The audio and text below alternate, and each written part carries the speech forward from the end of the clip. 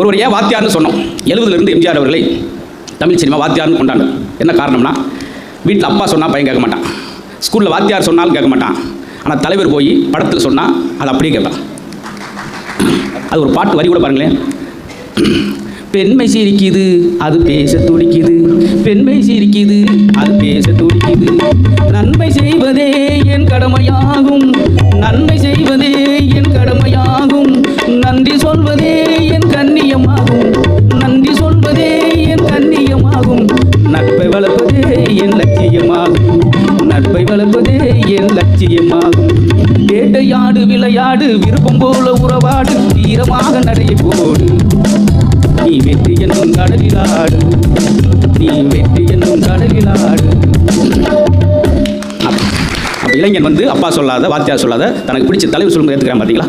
அப்போ திரைப்பட பாடல்களும் ஒரு காலத்தில் நல்வழிப்படுத்தியிருக்கு.